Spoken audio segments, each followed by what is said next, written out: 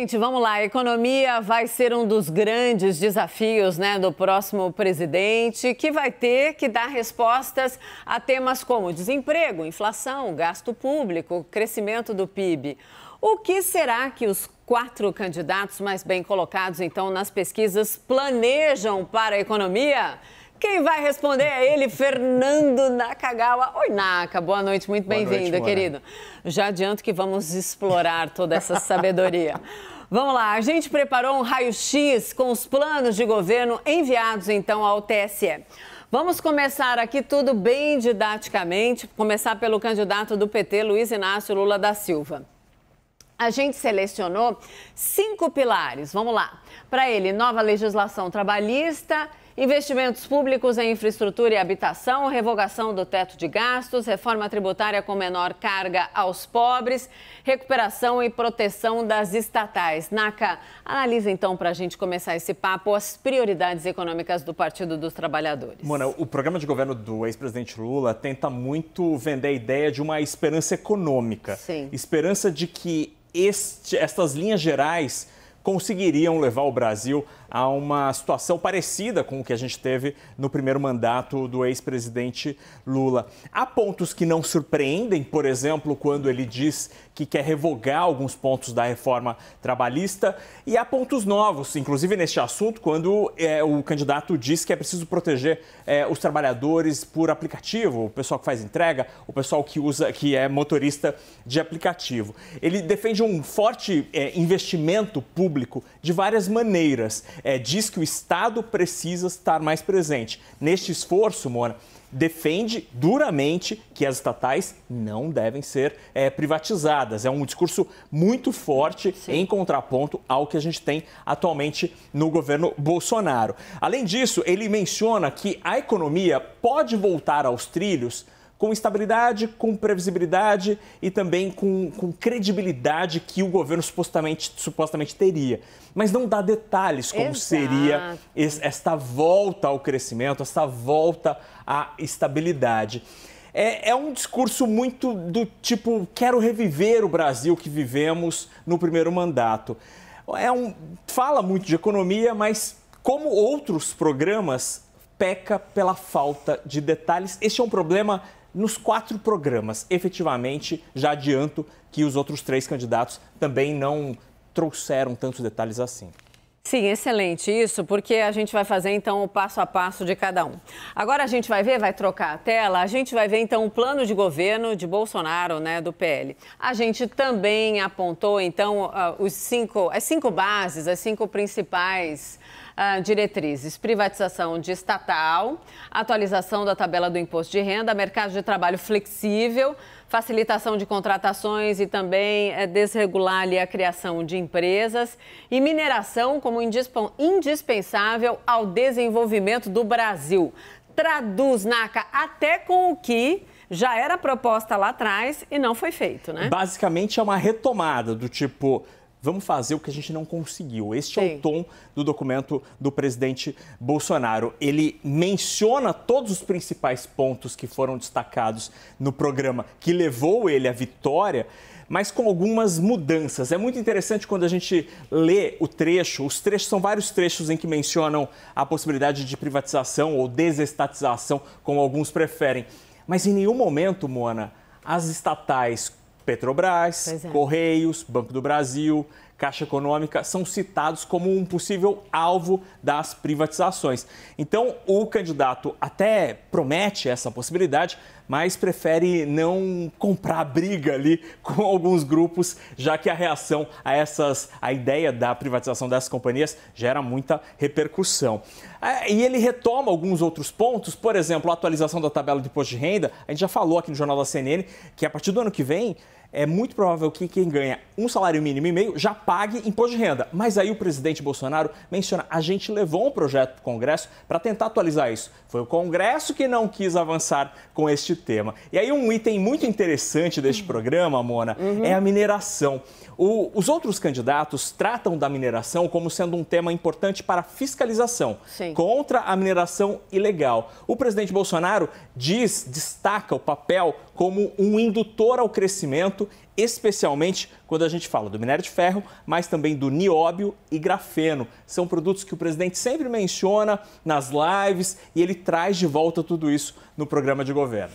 Quero que você detalhe um tiquinho mais sobre o que já está acontecendo com o mercado de trabalho, né? Quando a gente fala do aumento do trabalho informal, da precarização do salário, o todo de agora com esses dois itens, o terceiro e o quarto, como é que a gente pode entender o que está posto e o que quer ser feito? O presidente Bolsonaro, a equipe dele, entendem, Mona, que a consolidação dessas características no mercado de trabalho e também no setor privado podem ajudar no desenvolvimento do Brasil. Eles acreditam que, ao ter mais contratos de trabalho flexível, seria possível acelerar a contratação de trabalhadores. E ao desregulamentar, por exemplo, o trabalho das empresas, seria possível aumentar a riqueza do Brasil com mais negócios. A desregulamentação, aqui sim, é um item liberal da agenda, que efetivamente avançou um pouco, mas eles acham que é possível avançar mais.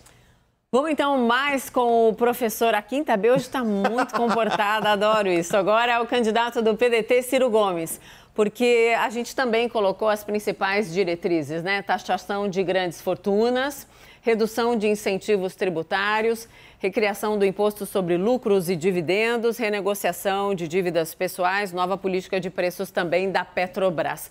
Traduz, Naka. Este, Mona, é um programa interessante porque ele lembra muito um programa clássico da esquerda, quando a esquerda propõe mudanças econômicas. Ciro Gomes vai muito nessa linha ao defender itens que são muito caros à esquerda tradicional, vamos dizer assim. Por exemplo, taxar grandes fortunas. Neste ponto, ele acredita ser possível arrecadar 60 bilhões de reais. Também fala dos lucros dividendos, mais 40 bilhões de reais. É um candidato que traz detalhes sobre de onde poderia encontrar dinheiro para pagar, por exemplo, o fundo de investimento em infraestrutura que o candidato defende. Então, no programa econômico, que tem essa cara de esquerda tradicional, ele aponta algumas fontes. Isso é interessante porque os outros candidatos são menos detalhistas ao apontar a fonte de recursos. Tenho a impressão até que conhecem menos do assunto. Ciro Gomes faz questão de deixar claro que ele conhece e ele verbaliza isso. É uma sensação. Sim, não, e no programa, eu acho que eu concordo com essa sensação, e no programa de governo ele menciona o livro do Desenvolvimento Nacional, que na verdade é a base deste documento que foi entregue ao TSE. Por isso as coisas estão tão frescas na cabeça do candidato, porque aquele livro é a Bíblia de Ciro Gomes e, de fato, o programa de governo ele está ali acompanhando exatamente as diretrizes do livro. Ótimo, bora então olhar para os planos econômicos de Simone Tebet, do MDB. A gente também selecionou 5 pontos que constam ali no programa da candidata. Parcerias com a iniciativa privada, agências regulatórias independentes, economia verde e ação para mercado de carbono, programa de transferência de renda permanente e redução de contribuição previdenciária. Naka. Este, Mona, é um programa que... Eu que sou mais velho, eu diria assim, este é um programa... Pura gentileza da Quinta B. Óbvio que eu sou mais velha do que ele, mas eu aceito o elogio. Pronto. Eu diria que este é um programa do PSDB, Mona. É um típico programa tucano, com aspectos na economia muito parecidos com os defendidos pelo PSDB historicamente. A candidata começa o programa de governo ao tratar da economia defendendo que ela vai trazer estabilidade. Estabilidade é uma palavra importantíssima para Simone Tebet. E vai muito no caminho de que a parceria entre o setor público com o setor privado é que vão ser o caminho, a avenida para o desenvolvimento do Brasil. E, por exemplo, bate muito nessa tecla de agências regulatórias independentes, o que é essencial para, por exemplo, uma PPP de sucesso. Simone Tebet também avança de maneira mais detalhada que os outros candidatos em aspectos mais modernos, vamos dizer assim, como a economia verde e cita até iniciativas para desenvolver um mercado de carbono, mercado esse que os especialistas dizem que o Brasil pode gerar bilhões de dólares. Aí tem um ponto interessante, que ela defende uma redução da contribuição previdenciária para os trabalhadores, com todo mundo pagando o equivalente a um salário mínimo de renda. Não explica, isso seria bom para os trabalhadores, mas não explica quem pagaria essa conta, porque seria uma baita conta para equilibrar os números da Previdência Social. A gente quer explicar tudo, claro, essa presença ilustre do NACA aqui nessa sexta-feira. Então, para finalizar, a gente preparou um comparativo entre os candidatos em itens que são fundamentais para a economia e que são de grande interesse tanto para o mercado como para a sociedade. NACA, bora! Aqui são as reguinhas que João Ricardo, editor aqui... João Ricardo Moreira, nosso editor executivo, trabalhou muito nessa sexta-feira. Teve a ideia dessas reguinhas e que eu acho que são uma boa maneira de entender onde é que estão os candidatos. Então a gente começa pelo item aqui, Mona, que é mais caro ao mercado financeiro hoje, que é entender como que vai ser a gestão das contas públicas do próximo presidente da República. E aí, nesse aspecto, eu falo com toda certeza, assim, todo mundo aqui é superficial. Todo mundo fala que vai melhorar as contas públicas e tal, mas ninguém traz detalhes de fato. Até Ciro Gomes mostra ali de onde você vai conseguir um pouco de dinheiro aqui, outro acolá. Mas, na média, todo mundo não diz, por exemplo, qual vai ser a âncora fiscal, o que vai assegurar as contas públicas a partir do ano que vem. Sobre investimento em infraestrutura, há duas divisões bem claras. Sim. Ciro Gomes e Luiz Inácio Lula da Silva ficam aqui no meio termo entre o investimento público e as parcerias público-privadas. Já Bolsonaro e Simone Tebet estão no outro lado, que fica entre as PPPs, as parcerias público-privadas, e o investimento privado puro. Comércio exterior, também há duas divisões bem claras no programa de governo e nos discursos dos candidatos. Lula e Ciro tendem a ser um pouco mais protecionistas. Lula defende, por exemplo, a revisão do acordo comercial entre Mercosul e União Europeia. Já Bolsonaro e Simone Tebet estão mais pró-abertura dos mercados. Reforma tributária, aqui é outro item muito interessante. Todo mundo fala que vai simplificar os impostos. Todo mundo fala. Desde sempre, Desde sempre. Desde sempre, meu Deus do céu. E nada disso acontecer, de fato. Exatamente. É só aumenta o quanto a gente paga para os computadores e o trabalho para fazer imposto de renda.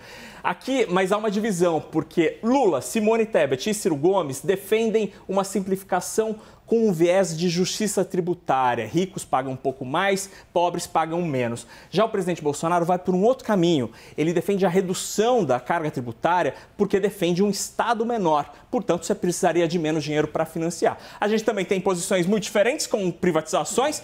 Lula e Ciro são contra, Simone Tebet e Bolsonaro a favor. E sobre sustentabilidade, está todo mundo meio no meio aqui, mas Simone Tebet, é preciso reconhecer, tem uma agenda um pouco mais detalhada que os outros três. Adorei essa explicação bem didática, excelente, e fica claro no nosso site para todo mundo entender melhor um ponto que é crucial, né? A economia, sim, vai decidir essas eleições. Vai, porque a gente está sentindo no bolso a situação do Brasil. Então isso vai fazer muita gente pensar em quem votar.